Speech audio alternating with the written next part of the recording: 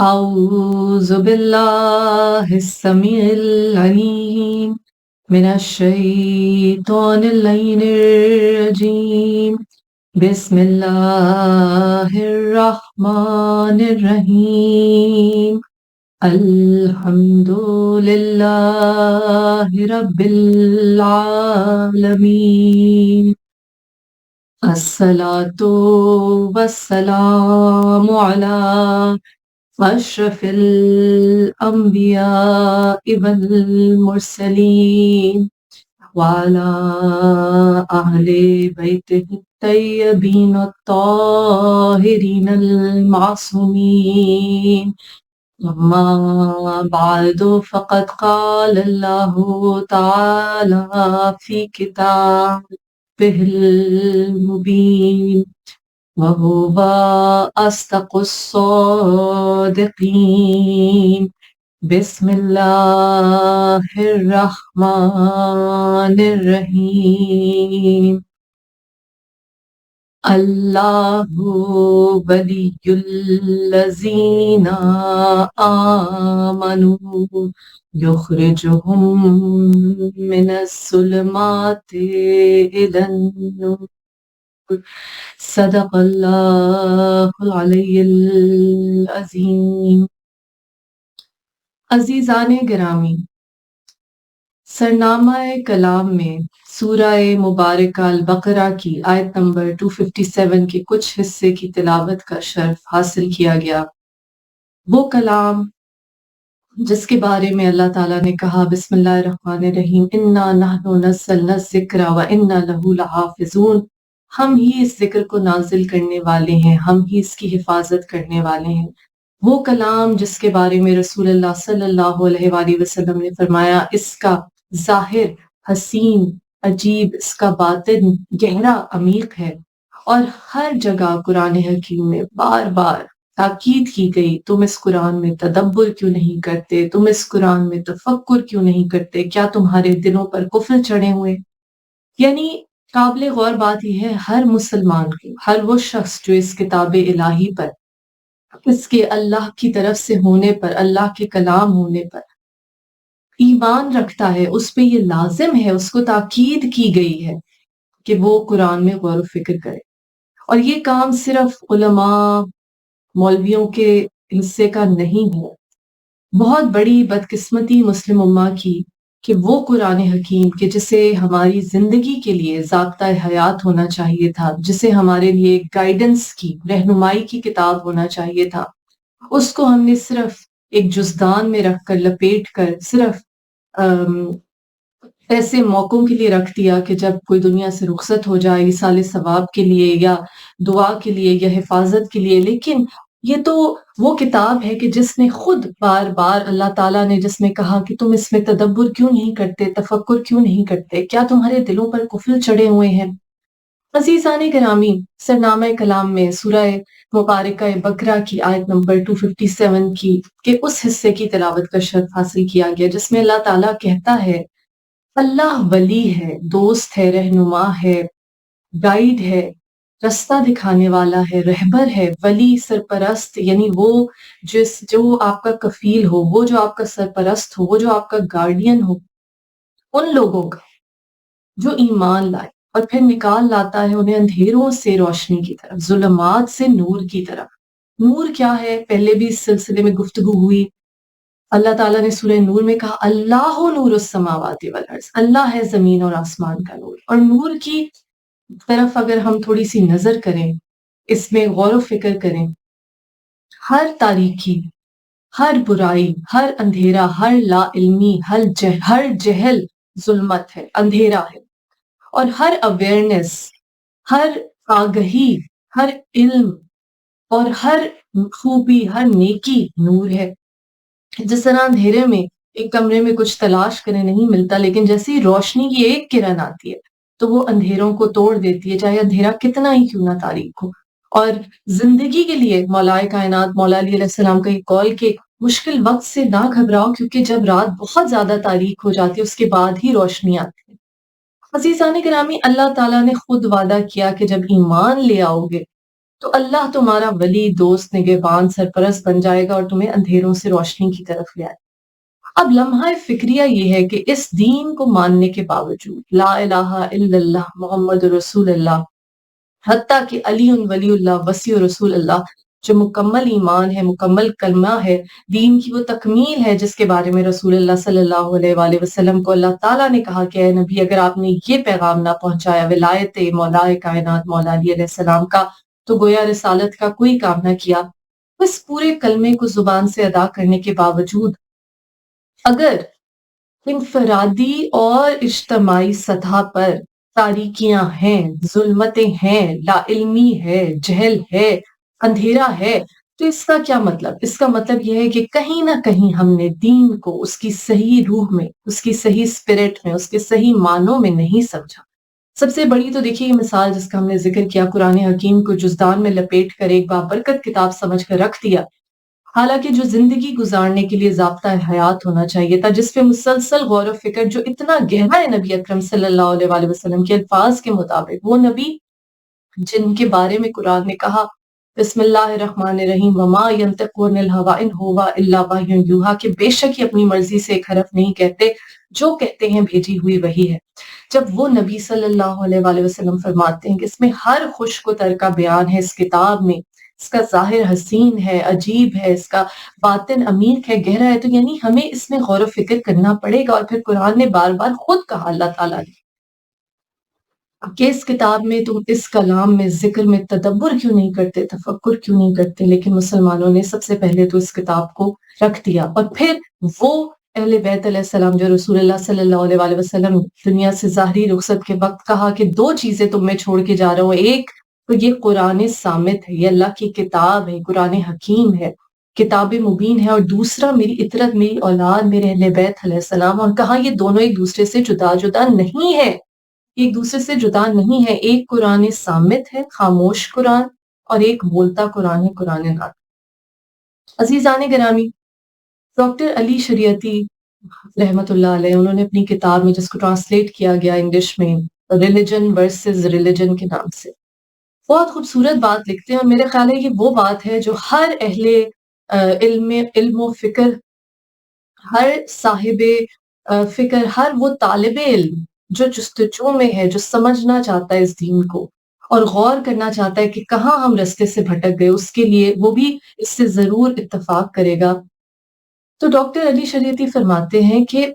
ایک ریلیجن وہ ہے، ایک اسلام وہ ہے جو اللہ تعالیٰ نے بھیجا اپنے نبی صلی اللہ علیہ وآلہ وسلم کے ذریعے،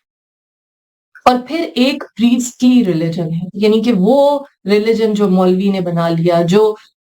نام نہاد علماء نے بنا لیا۔ اور یہاں پہ یہ یاد رہے عزیزان گرامی کہ زبان سے کلمہ پڑھ لینے سے لا الہ الا اللہ پہ ایمان نہیں ہو جاتا، جیسا کہ حضرت موسیٰ کاظم علیہ السلام 7ویں امام، اللہم صلی علی محمد وآل محمد، سے یہ روایت ہے کہ اللہ تعالیٰ نے اپنے نبی حضرت داؤد علیہ السلام کو وحی فرمائی کہ اے داؤد، اپنے لوگوں سے کہہ دو کہ ایسے رہنماؤں کو، ایسے رہبروں کو اپنا رہنما، اپنا لیڈر، اپنا پیشوا نہ بنائے جو دنیا کی لالچ، دنیا کی ہوس رکھتے ہوں، کہ یہ تمہارے لوگوں کے لیے ڈاکو اور راہزن ہے، یعنی لبادہ دین کا اڑا ہوا ہے، لیکن چونکہ چاہت دنیا ہے، حق پرستی سے بڑھ کر خود پرستی ہے، حق پرستی سے بڑھ کر دنیا پرستی ہے، حق پرستی سے بڑھ کر دولت پرستی ہے، تو الہ کیا ہو گیا؟ لا الہ الا اللہ کا مطلب ہے کوئی معبود نہیں سوائے اللہ۔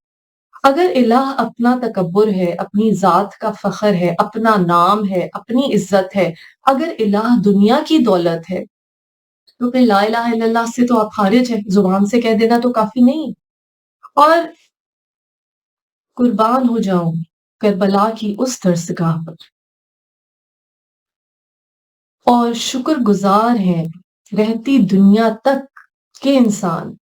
اور ہمارے آنے والی نسلوں تک، بی بی زینب عالیہ سلام اللہ علیہ،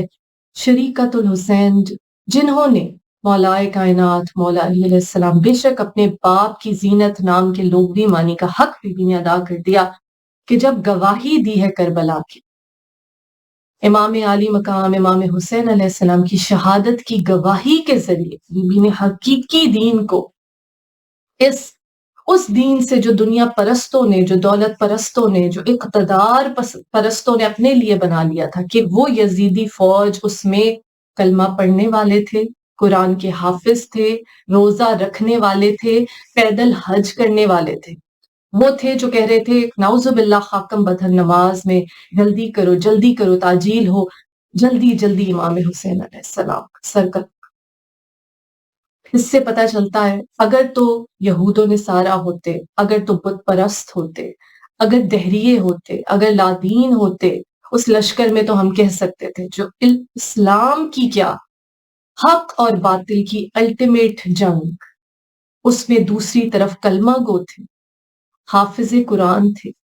پیدل حج کرنے والے تھے، نوافل پڑھنے والے تھے، روزہ رکھنے والے تھے، اور وہ اس خام خیالی میں تھے کہ ہم تو اسلام پر قائم ہیں۔ قربان بی بی زینب عالیہ علیہ السلام کی اس پہلی مجلس حسین، اس خطبے پہ کہ جس نے یزید کے بت کو پاش پاش کر دیا، وہ جو نعوذ باللہ اولو الامر بنا بیٹھا تھا، بی بی نے یہ ثابت کیا، دنیا کے سامنے اس حقیقت کو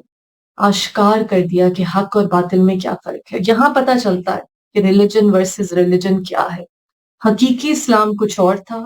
اور وہ جنہوں نے دنیا کے لیے اسلام کو استعمال کیا، اور یہ بھی وہ اپنی کتابوں میں لکھتے ہیں، چونکہ انہوں نے اپنے وقت کے لحاظ سے تاریخ پہ نظر ڈال کے، تاریخ کے اوپر گہرا مطالعہ تھا، ان کا پی ایچ ڈی کی ڈگریز تھی ان کے پاس، اور انہوں نے جب تاریخ پہ نظر ڈالی تو انہوں نے کہا یہ ہر دور میں ہوتا ہے۔ جیسے حضرت موسیٰ علیہ السلام کے زمانے میں جب فرعون کو شکست تھی، جو اس وقت مخالف کیمپ میں تھا، شامون جادوگر،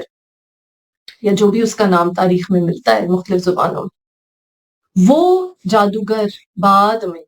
حضرت موسیٰ علیہ السلام کے دین پر ایمان لے آتا ہے، اور پھر اس کیمپ میں گھس کے، کیونکہ اس کی جستجو کیا ہے کہ میں دنیا میں جیسے جو فتح یاب ہے، جو جیت رہا ہے اس کے ساتھ ہو جائے، اور کسی نہ کسی طرح مال غنیمت، دنیاوی فتح سمیٹ لیں اپنے حصے میں، اور پھر جو اپنا اصل مقصد ہے اس کی طرف اپنا اس مقصد کی طرف روانہ ہو جائے، اور اس مقصد کو حاصل کرنے کی جستجو شروع کر دے۔ ایک دفعہ جب پاور میں آ جائیں گے، ایک دفعہ جب حکومت میں آ جائیں گے، ایک دفعہ جب وہ جس کی طرف اس وقت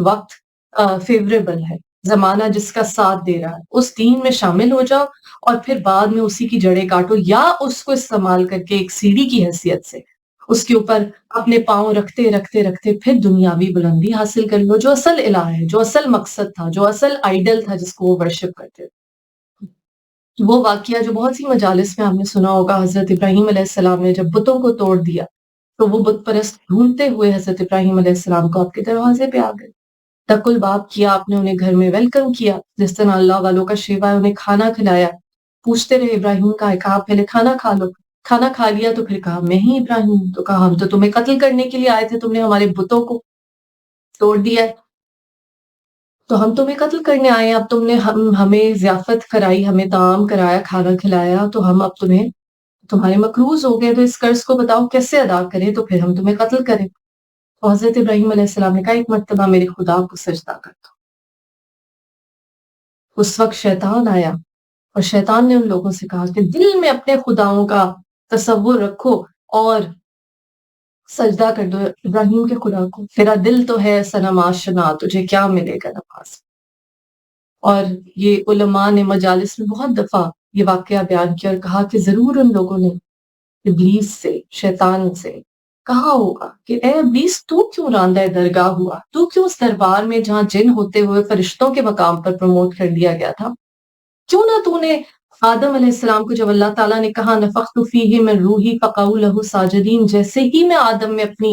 روح پھونکوں تم فوراً سجدے میں گر جانا، اور سب سجدے میں گر گئے الا ابلیس، اے ابلیس تو نے کیوں نہ اس وقت تصور خدا کا کر لیا اور سجدہ آدم کو کر لیا، یہی اعتراض تھا کہ غیر اللہ کو سجدہ نہیں کروں گا۔ تو اس وقت ابلیس نے کہا ہوگا کہ میں سب کچھ ہو سکتا ہوں، قیامت تک کے لیے رجیم ملعون ہو سکتا ہوں، لیکن منافق نہیں ہو سکتا۔ لیکن عزیزان گرامی، اس دین اسلام میں منافقت کا زہر آیا رسول اللہ صلی اللہ علیہ وآلہ وسلم کے دنیا سے ظاہری رخصت کے وقت ہی سقیفہ میں لوگ جمع ہو گئے، اقتدار حاصل کرنے کے لیے سازشیں کرنے لگے۔ قرآن نے بار بار پریڈکٹ کیا ہے اس بیہیویئر کو، کہا ہے کہ جب دنیا سے محمد صلی اللہ علیہ وآلہ وسلم رخصت ہو جائے تو کیا تم پلٹ جاؤ گے؟ غزوہ احد میں ہم نے دیکھا کیسے جیسے ہی افواہ پھیلی کہ نعوذ باللہ محمد مصطفیٰ صلی اللہ علیہ وآلہ وسلم شہید کر دیے گئے ہیں، تو اس وقت وہ اپنی اپنی جگہوں سے بھاگ گئے، ایک ہی کھڑے رہے کہ جن کے بارے میں عرش پہ فرشتوں کا کلمہ تھا، لا فتح الا علی، لا سیف الا ذوالفقار، نہیں ہے کوئی مرد سوائے علی علیہ السلام کے، اور کوئی تلوار نہیں سوائے ذوالفقار۔ اور جب رسول اللہ صلی اللہ علیہ وآلہ وسلم جانتے تو ہیں، کہا کہ علی کو کوئی نہیں جانتا سوائے اللہ کے اور میرے، نفس رسول ہے، پھر بھی دنیا کو بتانے کے لیے پوچھا علی تم کیوں نہ گئے؟ تو کہا کیا میں ایمان لانے کے بعد مکر جاؤں، پلٹ جاؤں؟ کرار غیر فرار، جسم پہ کتنے ہی زخم کھا لیے، نبی کی حفاظت سے کبھی نہیں ہٹے، کہ یہ تو وہ ہیں جو بستر رسول پہ ہجرت مدینہ کی شب ایسے سو جاتے ہیں تلواروں کے سائے میں، وہ جو کبھی بستر پہ سوئے نہیں، وہ جو ہر وقت عبادت میں مشغول رہنے والے، ایسی گہری نیند سوتے، چونکہ نفس رسول ہے، وہ نور ہے اس ہستی کا کہ دیکھنے والے بھی دھوکہ کھا جاتے ہیں کہ شاید نبی ہی ہے صلی اللہ علیہ وآلہ وسلم۔ وہ ہستی کہ جب دعوت ذی العشیرہ سے ہی جب رسول نے کہا میں جو میری آج مدد کا اعلان کرے گا، میرا وصی ہوگا، میرا جانشین ہوگا، میرا خلیفہ ہوگا، ایک ہی ہے جو بار بار ہر روز بلند ہوتا ہے، کہتا ہے میں یا رسول اللہ۔ واہ، نادے علی مظہر لجائے، نبی کی دعا ہے۔ جب سب ناکام ہو جاتے ہیں تو پھر کہا علم اس کو دوں گا جو کرار ہے غیر فرار، حق علی کے ساتھ ہے اور علی حق کے ساتھ ہے، کل ایمان کل کفر کے مقابلے میں جا رہا ہے۔ تو عزیزان گرامی، رسول اللہ صلی اللہ علیہ وآلہ وسلم کی ظاہری رخصت کے بعد ہی وہ لوگ جنہوں نے ہائی جیک کرنا تھا اس مذہب کو، جنہوں نے ظاہری طور پہ قرآن نے سورہ منافقون تو پورا ایکسپلین کیا اور بار بار منافقین کے بارے میں ذکر کیا، اس پہ ہم نے پروگرام بھی کیے، موجود ہے کہ دل میں تو رسول اللہ صلی اللہ علیہ وآلہ وسلم یہ آپ کی بات پر ایمان نہیں لاتے۔ اور صلح حدیبیہ میں ہم نے دیکھا جب قرآن نے کہا انا فتحنا لک فتحا مبینا، تمہیں روشن واضح فتح عطا کی، خود ان صحابہ نے لکھا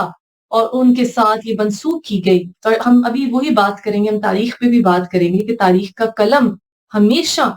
طاقتور حکمران دولت مندوں کے اشاروں پر چلتا ہے، اس لیے وہ تاریخ پہنچائی ہی نہیں گئی لوگوں تک جو اصل تاریخ اسلام تھی۔ لیکن قرآن نے جب کہا آج روشن واضح فتح دی ہے نبی آپ کو صلح حدیبیہ میں، تو وہ صحابہ، بڑے بڑے صحابہ، ساتھ قیام و طعام کرنے والے، جنہوں نے بعد میں اقتدار کی باغ دوڑ سنبھال لی، وہ کہنے لگے جو بعد میں اقتدار کی باغ ڈور پر قابض ہو گئے، وہ بھی کہنے لگے کہ نعوذ باللہ اتنا شک تو ہمیں نبی کی رسالت پر کبھی نہیں ہوا جتنا ہمیں آج ہو، جبکہ قرآن کیا کہتا ہے انا فتحنا لک فتحا مبینا، تمہیں روشن واضح فتح۔ تو کچھ تو ہیں جو اندھیروں میں تھے، جنہیں وہ روشنی، وہ مبین فتح مبین نہیں دکھائی دے رہی۔ اور آج کے دور میں عزیزان گرامی، اگر ہم اپنے معاشروں پہ نظر ڈالیں تو یہ بات روز روشن کی طرح آیا ہوگی۔ کیا وجہ ہے کہ ذاتی طور پہ، انفرادی طور پہ اور اجتماعی طور پہ ہم اتنے اندھیروں میں ڈوبے ہوئے؟ قرآن حکیم نے کیا کہا؟ زمانہ جاہلیت تھا، تاریکی کا دور تھا، بیٹی پیدا ہوتی تھی تو ان کے چہرے سیاہ ہو جاتے تھے، قرآن کے الفاظ ہے کہ بیٹی پیدا ہوتی ہے تمہارے چہرے سیاہ ہو جاتے،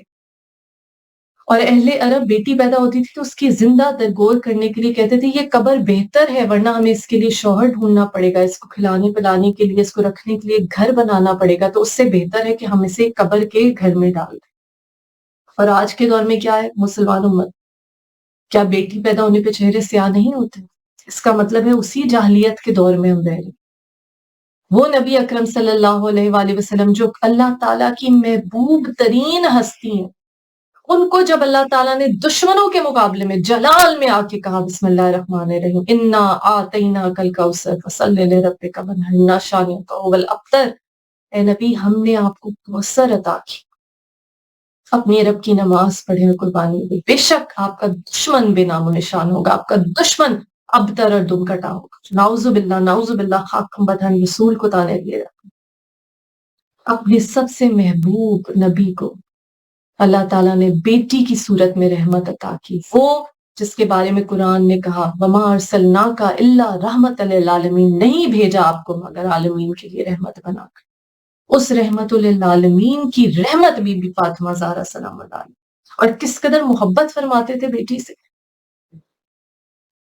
کہ سب سے آخر میں سفر پہ جاتے ہوئے بی بی فاطمہ زہرا سلام اللہ علیہ سے ملاقات، سب سے پہلے سفر سے آتے ہوئے بی بی فاطمہ زہرا سلام اللہ علیہ سے ملاقات، آپ کے احترام میں کھڑے ہو جاتے۔ سنت رسول پہ عمل کرنے والوں، کیوں بیٹی کی پیدائش پہ تمہارے چہرے اتر جاتے ہیں؟ اس کا مطلب ہے کہ تم کہیں نہ کہیں اسی جاہلیت کے دور میں رہ رہے ہو، تم اندھیرے سے روشنی کی طرف نہیں آئے، اور اگر اندھیرے سے روشنی کی طرف، نور کی طرف ابھی تک نہیں آئے تو اس کا مطلب کیا ہے؟ اللہ ولی الذین آمنوا یخرجہم من الظلمات الی النور، وہ جو بیج کو پھاڑ کر ایک تناور درخت بنانے والا ہے، وہ جو ماں کے رحم میں جیسی چاہے، قرآن میں کہا میں بچے کی صورت جیسی چاہے بنا دوں، یصورکم، وہ مصور، وہ جو ابابیل کی چونچ میں کنکریوں سے ہاتھیوں کے ابرہا کے لشکر کو بھوسا بنانے والا ہے، جب اس نے کہہ دیا کہ وہ ولی ہے،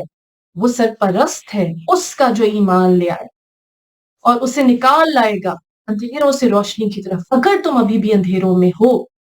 تو اس کا مطلب ہے تم ایمان نہیں لائے، اس کا مطلب ہے تم ایمان پر نہیں آئے، ورنہ اللہ نے خود گارنٹی دی ہے میں ولی ہوں، میں دوست ہوں۔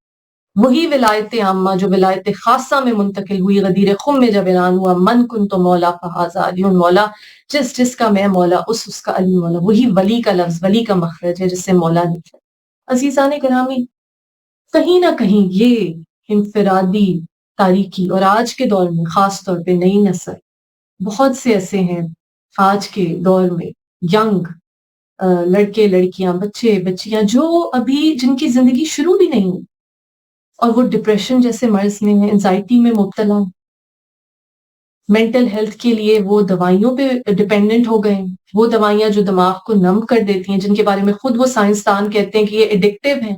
یہ انسان کو نشے میں مبتلا کر دیتی ہیں، انسان کے دماغ کو سن کر دیتی ہیں، اور یہ ایکسپیریمنٹل ہیں، جیسے فرائڈ کے زمانے میں ایکسپیریمنٹس کیے جاتے تھے کہ انسان کو الیکٹرک شاک دیے جاتے ہیں جب اس کو کوئی اور بیماری ہوتی تھی، کوئی اور عارضہ ہوتا، جبکہ ابھی انسانی دماغ کو صحیح طرح سے سمجھ ہی نہیں سکی میڈیکل سائنس۔ ابھی کچھ عرصہ تو ہوا کہ آپریشن میں چیزوں کو اسٹرلائز کرنے کا، سینیٹائزیشن کا کی اویئرنیس آئی ہے میڈیکل سائنس۔ پہلے تو لوگ مر جاتے تھے کیونکہ یہ پوسٹ سرجیکل وہ کیئر ہی نہیں تھی، یا سرجری کے دوران یہ نہیں پتا تھا جراثیم سے کیسے محفوظ رہنا، اور سائنس اپنی دریافت کو، اپنی جو تھیوریز ہیں ان کو چینج کرتی رہتی ہے۔ سائنس جب ایک نئی تھیوری آتی ہے پرانی تھیوری کو ریفیوٹ کر دیا جاتا ہے، جیسے پہلے کہا جاتا تھا کہ دنیا گول نہیں۔ تو عزیزان گرامی، یہ جو ایک مینٹل ہیلتھ کا پینڈیمک ہے، اور ان لوگوں میں بھی ہے جو کہ ظاہری طور پہ ایمان لائے ہوئے مسلمان گھرانوں پہ، حتیٰ کہ ولایت امیر المومنین مولا کائنات مولا علی علیہ السلام پر بھی قائم ہے، جس کے بغیر امام زین العابدین علیہ السلام فرماتے ہیں کہ کوئی بھی عبادت شیطان کی پرستش بن جاتی ہے اگر اس میں ولایت مولا کائنات مولا علی علیہ السلام شامل ہے۔ پھر بھی وہ جو مجالس پہ اتنا پیسہ خرچ کرتے ہیں، وہ جو مجالس پہ اتنا اہتمام کرتے ہیں، اپنا وقت اپنی دولت صرف کرتے ہیں، وہ جو ماتم کر کر کے نہیں تھکتے، جو زنجیر زنی کر کر کے نہیں تھکتے، وہ جو زیارات کے لیے کئی مرتبہ جاتے ہیں، تگودو کرتے ہیں، وہ جو ہر موقع پہ غم حسین میں آنسو بہاتے ہیں، اگر وہ بھی اس دین کی اصل صورت دنیا کے سامنے پیش کرنے میں ناکام ہوئے تو قصور کس کا ہے؟ قصور اس مولوی کا ہے، اس عالم کا ہے کہ جو دنیا کا حب اپنے دل میں رکھتا ہے، جو دنیا کی چاہ رکھتا ہے، جس نے دنیا کا لالچ یا اپنی ذات کے لالچ کو الہ بنا کر دل میں چھپایا ہوا ہے، اور لوگوں کو یہ تاثر دیتا ہے، جیسے امام حسین علیہ السلام نے کہا، بہت سے ایسے ہیں جو ضرورت پڑنے پر دین کا لبادہ اوڑھ لیتے، اور جب وہ ضرورت پوری ہو جاتی ہے تو اس لبادے کو اتار کر پھینک دیتے ہیں۔ عزیزان گرامی، پہلی بیسک چیز کیا ہے اسلام کی کہ جو مسلمانوں نے بھلا دی؟ سب سے پہلے تو اسلام کا اعلان کرنے سے پہلے ہی رسول اللہ صلی اللہ علیہ وآلہ وسلم صادق اور امین کہلائے جاتے تھے۔ جب پہلی مرتبہ آپ نے اہل مکہ کو جمع کیا اس پہاڑی کے ساتھ اور کہا اگر میں یہ کہوں اس پہاڑ کے پیچھے سے ایک دشمن کا لشکر آ رہا ہے تو کیا تم مان جاؤ گے؟ انہوں نے کہا بے شک، آپ کی زبان سے تو ہم نے کبھی جھوٹ نہیں سنا۔ صادق اور امین کا لقب اہل عرب نے، ان مشرکین مکہ نے رسول اللہ صلی اللہ علیہ وآلہ وسلم کو اسلام کے اعلان سے پہلے دیا، جس طرح طاہرہ کا لقب، طاہرہ یعنی پاک و پاکیزہ کا لقب بی بی خدیجہ طاہرہ سلام اللہ علیہ کو اسلام آنے سے پہلے، نبی اکرم صلی اللہ علیہ وآلہ وسلم کی زوجہ بننے سے پہلے اہل عرب نے دیا کہ آپ اتنی پاک و پاکیزہ کردار کی مالک تھی۔ اتنی ڈگنیٹی تھی آپ کے کردار میں، اتنی گریس تھی، اتنا آپ مدد کرتی تھی اپنی دولت سے غریبوں، محتاجوں، یتیموں، اسیروں کی. آپ کو طاہرہ کا اس وقت لقب دیا ایک خاتون کو اس معاشرے میں جس میں بیٹی کو زندہ درگور کیا جاتا تھا. اتنی باوقار شخصیت بی بی خدیجہ علیہ السلام. سب سے پہلے تو رسول اللہ صلی اللہ علیہ وآلہ وسلم کی ذات سے صادق اور امین آپ کو پہلے کہا گیا. اسلام کا اعلان بعد میں ہوا. نبی تو آپ شروع سے ہی تھے، اللہ تعالیٰ نے نبی بنا کر بھیجا، ہاں چھپایا دنیا سے. مہر نبوت تو موجود تھی، یہود و نصارہ تو طاق میں تھی. آتش کدوں کی آگ ٹھنڈی ہو گئی تھی، بتوں کے منہ کے بل بت گر گئے تھے جب آپ دنیا میں تشریف لائے. ظاہری طور پر نور تو آپ کا بہت پہلے خلق کیا، جس طرح رسول اللہ صلی اللہ علیہ وآلہ وسلم سے روایت ہے کہ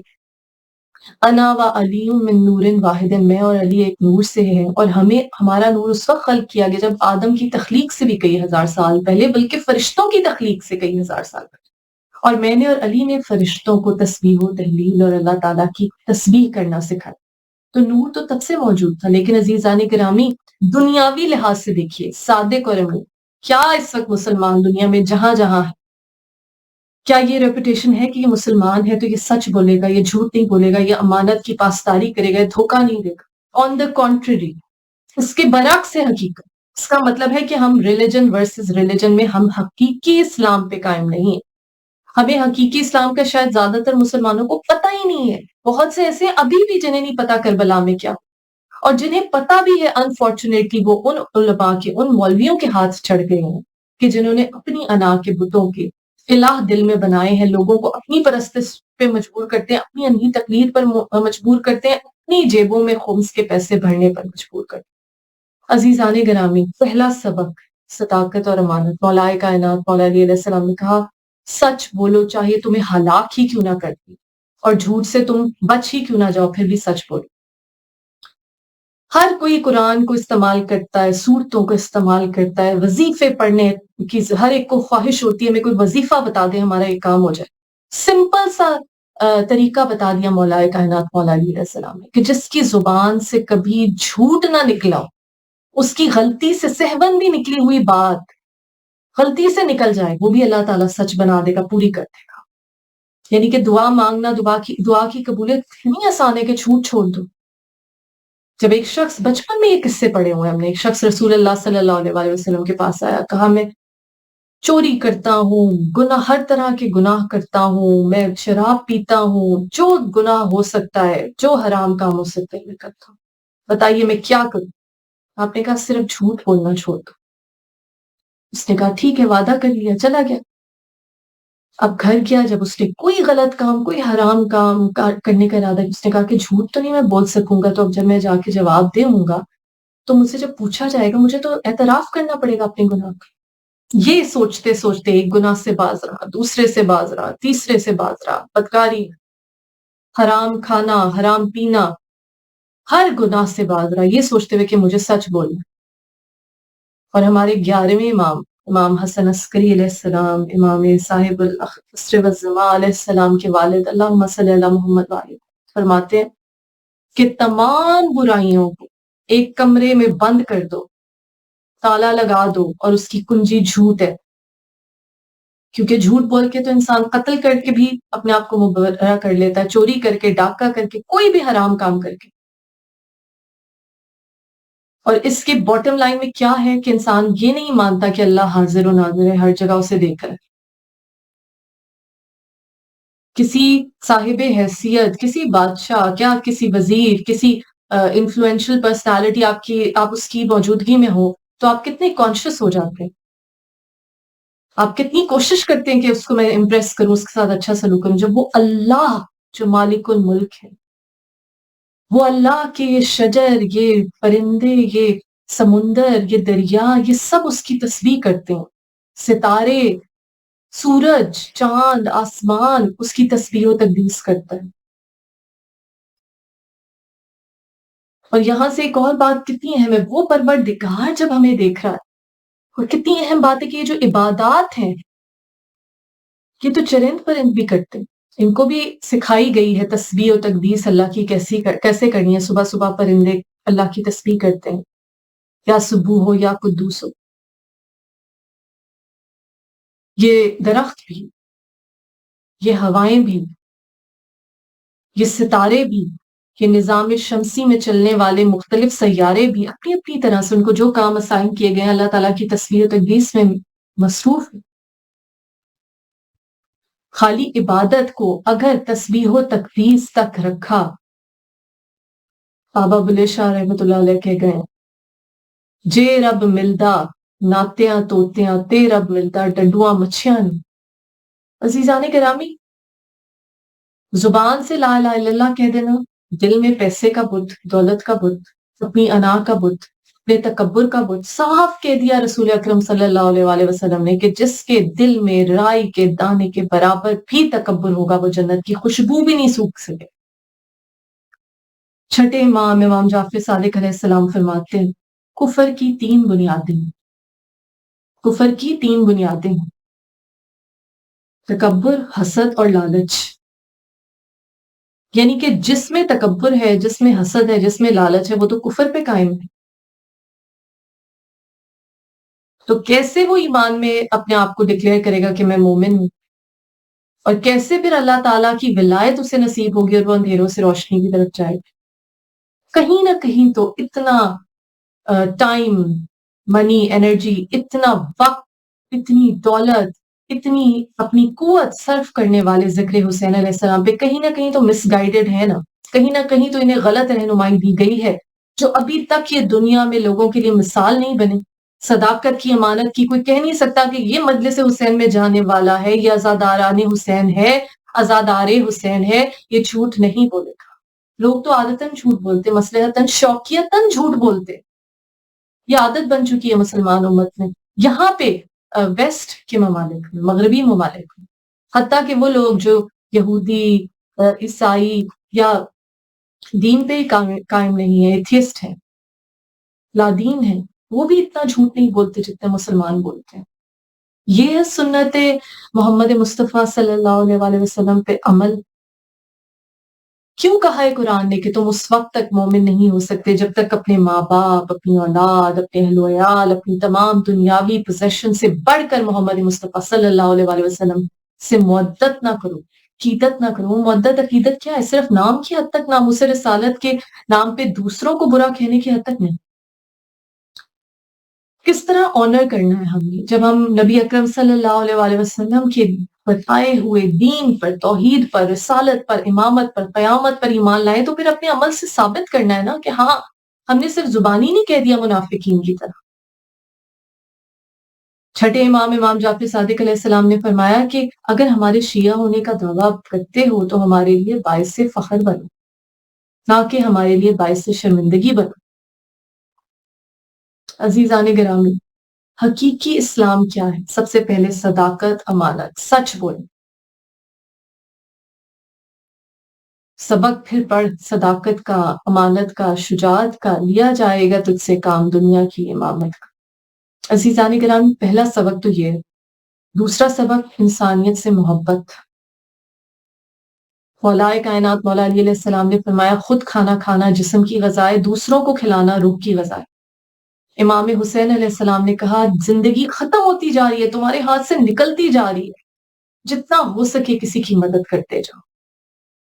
قرآن نے کہا لیس للانسان الا ما سعی، انسان کے لیے وہی ہے جس کے لیے وہ کوشش کرتا ہے۔ امام حسین علیہ السلام نے کہا زندگی ختم ہوتی جا رہی، جتنا ہو سکے کسی کی مدد کرتے جاؤ۔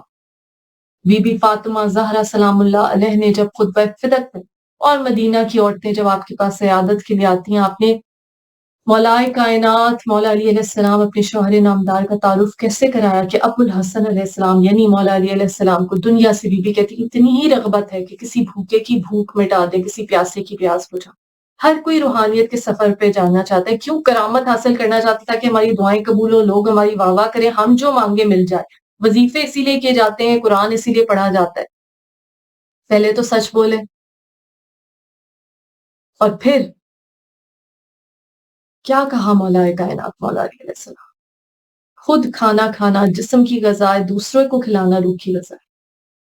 اس گھرانے سے سیکھیں کہ اپنے بچوں کے حصے کا افطار کا کھانا بھی فاطمہ زہرا سلام اللہ علیہ جب دروازے پہ سائل آتا ہے یطعمون الطعام علی حبہ، اللہ کی محبت ہے، مسکین یتیم اسیر کو کھانا دے دیتے ہیں، اس گھرانے سے اپنا رابطہ رکھنا چاہتے ہیں تو پھر سیکھیں کس طرح امام حسین علی مقام علیہ السلام نے اپنے قافلے کا، اپنے بچوں کے حصے کے لیے جو پانی رکھا تھا، جب دریا سے خیمے اٹھاتے، جب ہر کا لشکر آتا ہے، اس کے گھوڑے پیاسے آتے ہیں، اس کے سپاہی تو بار بار ان کو تشت سے پانی سے اپنے بچوں کے حصے کا وہ پانی ان کو پلا دیا جائے تو وہ سیراب ہو جائے۔ جب بتا دیا کہ روح کی غذا کیا ہے، اور مولا کائنات مولا علی علیہ السلام نے کہا اس جسم پہ اتنی توجہ نہ دو، اس کے آرام اور آسائش، اس روح پہ توجہ دو، یہ جسم تو مٹی میں مل جانا ہے، اس روح پہ توجہ دو کہ جو ہمیشہ رہنے والی ہے، نفخت فیہ من روحی، اللہ کی اپنی روح پھونکی ہوئی۔ اور پھر کہا دولت مٹی کی طرح ہے، اسے پاؤں کے نیچے رکھو، سر پہ ڈالو گے تو قبر بن جائے گی۔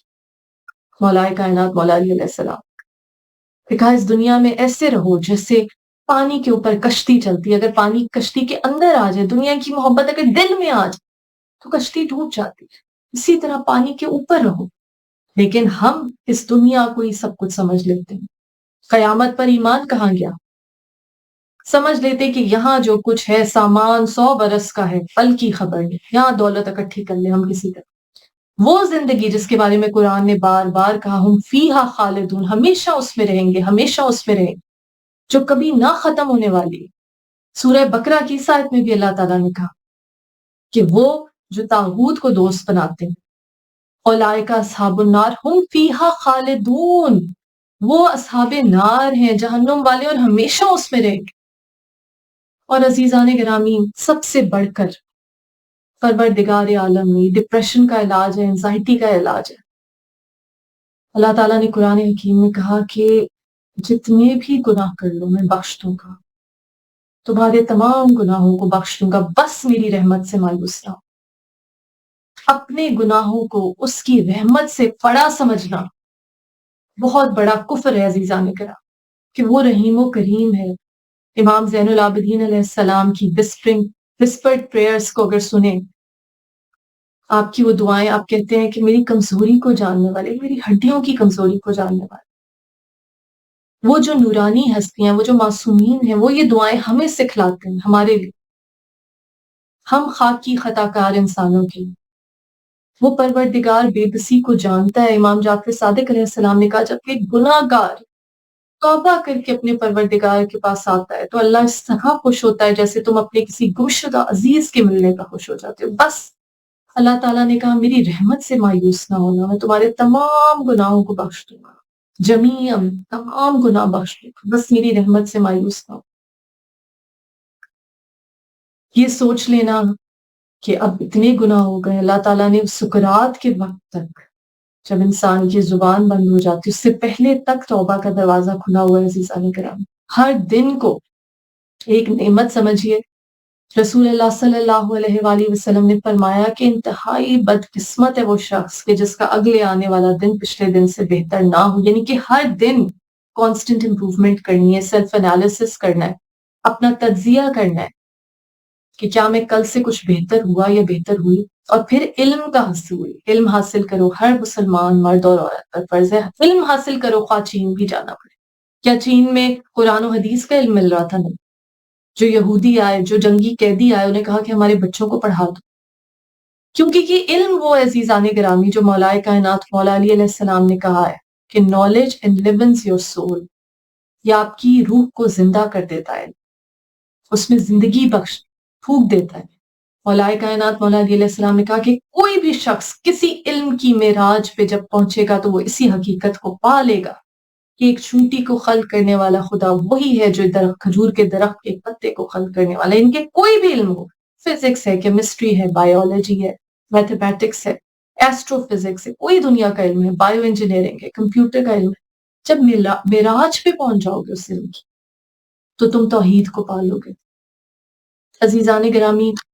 سب سے پہلے اپنے نفس کا تزکیہ کرنا ہے، وہ کام جس کے لیے نبیوں کو بھیجا گیا۔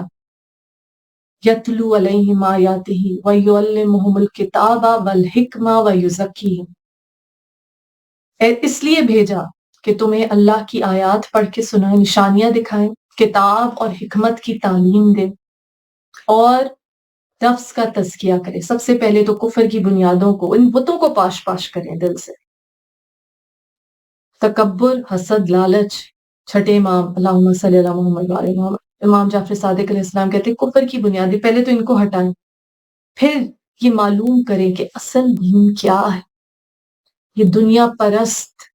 دولت پرست اور خود پرست مذہبی رہنماؤں کو اپنا لیڈر نہ بنائے، خود قرآن میں غور و فکر کریں، اور سب سے بڑھ کر جو قرآن ناطق ہیں ائمہ طاہرین علیہ السلام کی زندگیاں ہمارے سامنے، کیسے انہوں نے اپنی زندگیاں گزاری۔ سب سے بڑی درسگاہ کربلا ہے، سب سے عظیم درسگاہ، جس نے حق اور باطل کو جدا جدا کر دیا، دنیا میں صرف 2 فرقے رہنے دیے، ایک حسینی، ایک یزید۔ کلمہ گو تھے، یاد رکھیے، یزید کی فوج۔ مولا کائنات مولا علی علیہ السلام نے کہا فرشتوں میں عقل ہے، جانوروں میں خواہش ہے، انسان میں عقل اور خواہش دونوں موجود ہے۔ اگر انسان کی عقل اس کی خواہش پر حاوی ہو جائے تو وہ فرشتوں سے بھی افضل ہو جاتا ہے، جیسے ہم نے دیکھا ان امام حسین علیہ السلام کے ساتھیوں کو جن پہ قیامت تک سلام بھیجا جاتا ہے، جو امام حسین علیہ السلام کے ساتھ اپنی جان کی قربانی پیش کی جنہوں نے۔ وہ تو عام انسان تھے، وہ تو نورانی ہستیاں نہیں تھے، لیکن انہوں نے نور میں کس طرح سے اپنا داخلہ کیا۔ حضرت حور علیہ السلام کو دیکھیے، ایک قدم، ایک فیصلہ ظلمت سے نور کی طرف گیا۔ اللہ ولی الذین آمنوا یخرجہم من الظلمات الی النور، اللہ ہے ولی ان لوگوں کا جو ایمان لے آئے، نکال لاتا ہے اندھیروں سے نور کی طرف۔ وہ لوگ تھے جو فرشتوں سے افضل ہو گئے، کیونکہ ان کی وہ عقل سلیم جو امام علی مقام علیہ السلام کی محبت، مودت رسول اللہ صلی اللہ علیہ وآلہ وسلم، وہ نبی جنہوں نے کہا حسین منی وانا من الحسین، حسین مجھ سے ہے اور میں حسین سے ہوں۔ کربلا میں جو جان شہید ہوئی وہ رسول اللہ صلی اللہ علیہ وآلہ وسلم کی جان تھی، حسین منی وانا من الحسین۔ اور دوسری طرف وہ تھے کہ جن کی خواہش، کسی کو اقتدار کا لالچ، کسی کو اپنی جان بچانے کا لالچ، کسی کو دنیاوی دولت کا لالچ، خواہش جب ان کی عقل سلیم پر حاوی ہو گئی، عقل معوف ہو گئی، تو وہ جانوروں سے بدتر ہو گئے۔ ذوالجناح نے بتلا دیا کہ ذوالجناح کئی گنا افضل تھا ان انسانوں سے۔ ذوالجناح نے امام کی حفاظت کرنے کی کوشش کی، اپنے جسم پر تیر لی، ذوالجناح نے گریہ کیا، ذوالجناح کے قدم جم گئے جب بی بی سکینہ علیہ السلام باب الحوائج ان قدموں سے لگا۔ یا اللہ، تیری بارگاہ میں دعا گو ہوں، رب زدنی علما، ہم سب کے علم میں اضافہ فرما۔ یا اللہ، جو جو طالب علم اس وقت امتحان دے رہے ہیں انہیں دینی دنیاوی ہر طرح کے علم و معرفت میں ترقی اور کامیابی عطا فرما۔ یا اللہ، جو جو رزق کے خواہاں ہیں، تو نے کہا جو شہید ہیں انہیں مردہ نہ کہو، وہ اپنے پروردگار کی جناب سے رزق حسن پاتے ہیں، اس رزق حسن کا صدقہ یا اللہ ہم سب کے رزق میں اضافہ فرما، وہ رزق دے کہ ہم دوسروں کی مدد کر سکیں، نہ کہ دنیاوی لالچ اور ذخیرہ اندوزی میں پڑ جائیں۔ جو جو اپنا گھر نہیں رکھتے یا اللہ وہ گھر دے جو مجلس شبیر کے لیے ہے۔ تو علیم بذات الصدور ہے، دلوں کے حالات جانتا ہے۔ یا اللہ ہمارے تمام صغیرہ اور کبیرہ گناہوں کو اپنی رحمت کے واسطے، رحمت للعالمین صلی اللہ علیہ وآلہ وسلم اور آپ کے گھر کی رحمت بی بی فاطمہ زہرا سلام اللہ علیہ کے شکستہ پہلو کا واسطہ یا اللہ ہمارے تمام کبیرہ اور صغیرہ گناہوں کو بخش دے۔ یا اللہ جو بیمار ہیں، بیمار کربلا کے صدقے ہیں، بی بی فاطمہ زہرا سلام اللہ علیہ کی صحبت کا واسطہ انہیں جلد از جلد شفائے کلی عطا فرما۔ یا اللہ جو اولاد کے خواہاں ہیں، شہزادہ علی اصغر علیہ السلام کا واسطہ ان کی گودیاں بھر دے۔ یا اللہ ہمیں کوئی غم نہ دے سوائے غم حسین کے، شبیر کا غم بانٹ رہا ہے تو ادھر دے۔ لعنت اللہ علی قوم الظالمین، اللہم صلی علی محمد وآل محمد وعجل فرج۔